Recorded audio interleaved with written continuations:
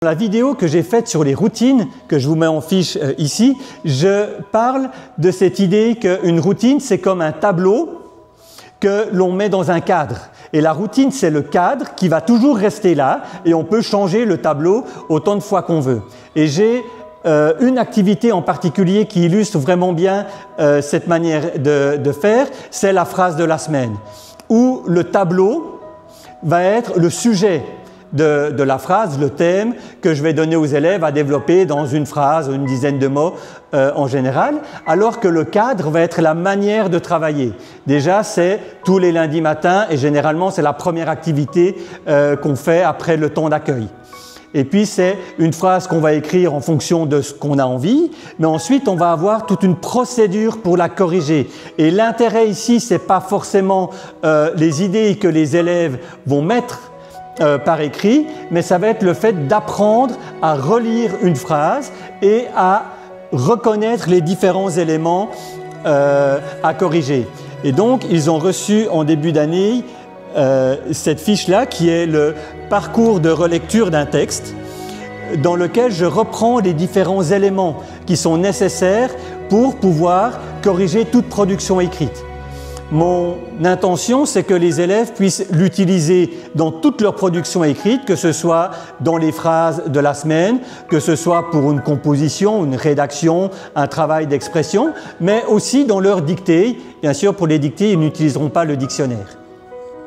Et donc ce parcours leur permet d'avoir de manière régulière, puisque c'est toujours la même chose, les différents éléments à vérifier. Donc on a déjà vérifié que ce qu'on dit a du sens, qu'il y a une signification, qu'on n'a pas oublié de mots.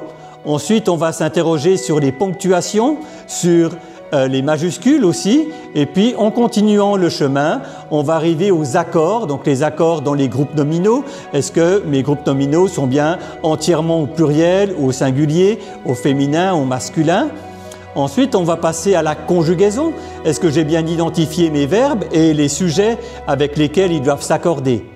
Ensuite, on a une question sur les homophones. Et les homophones, c'est un sujet qui me travaille particulièrement maintenant parce que notre manière de faire, de mettre les homophones justement ensemble et de donner des trucs aux élèves pour les différencier, il semble qu'au niveau des neurosciences, c'est pas la meilleure manière. Alors, quand je dis « il semble », c'est tout à fait avéré. Par contre, il va falloir pouvoir remplacer ça par autre chose. Et ça, j'ai pas encore terminé ma mutation à ce niveau-là. Et puis finalement, pour tous les autres mots, il va y avoir le dictionnaire, parce que les mots qu'on n'a jamais vus, en fait, on ne peut pas les inventer. Donc, on va les chercher dans le code qu'est le dictionnaire, comment on l'écrit.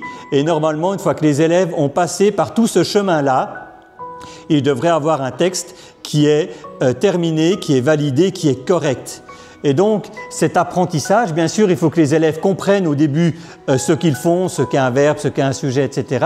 Mais après, il faut qu'ils puissent comprendre et prendre l'habitude de le faire régulièrement dans un texte. Et ce matin, j'ai fait ça avec chacun des élèves pendant qu'ils faisaient que les autres faisaient d'autres activités avec les maîtresses d'appui. Et on voit que pour certains, c'est tellement fastidieux qu'en fait, ils entrent même pas dans la tâche. Ils écrivent leur texte et puis ils disent qu'ils ont terminé. Et donc, c'est un apprentissage et c'est vraiment une analyse. Si on reprend la taxonomie de Bloom, on n'est pas dans un exercice d'application, on est vraiment dans un exercice de résolution de problèmes, d'analyse pour trouver où sont mes groupes nominaux, où sont mes verbes, où sont les sujets avec lesquels ils doivent s'accorder. Et c'est vraiment une activité complexe. Par contre, je suis convaincu qu'à force de le faire régulièrement, ça va devenir une habitude. Et ce qui est clair, c'est que tous les élèves vont progresser, mais je pense que au-delà de la progression, on peut tendre vraiment vers une routine qu'ils vont pouvoir se répéter eux-mêmes, même s'ils ne sont pas à l'école. Donc cette routine de correction de phrases, d'écriture de phrases et d'autocorrection pour faire le mieux possible. Bien sûr qu'en 5e et même en 6e, on n'a pas appris encore tous les verbes de la conjugaison, on n'a pas appris non plus toutes les règles orthographiques, mais le plus gros problème pour nos élèves, c'est pas de connaître les règles, c'est de les appliquer au bon moment et cette routine est vraiment là pour ça. Pourquoi est-ce que je vous partage tout ça? Mais je pense qu'en fait, des différentes choses que je vous donne. Il y a des éléments que vous faites certainement déjà très bien, et peut-être même certainement mieux que moi. Et puis, il y a des éléments où vous dites, mais là, j'ai des idées.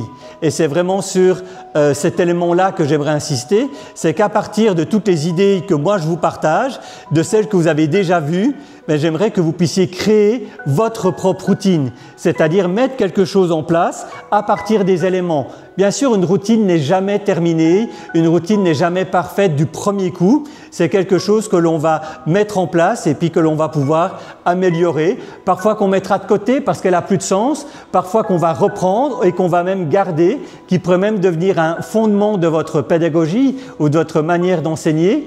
Donc vraiment, regardez dans toutes ces routines que je vous ai proposées dans cette série et puis créez vos propres routines. Ne copiez pas ce que je fais, mais adaptez les différentes idées et les différentes manières de faire à ce qui est nécessaire pour votre classe, dans votre environnement, avec vos élèves. Et peut-être que celles que vous mettrez en place cette année-ci ne seront pas les mêmes que celles que vous mettrez en place l'année prochaine, parce que les élèves auront changé, vos besoins auront changé.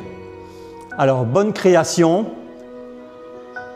faites ce que vous aimez, enseignez.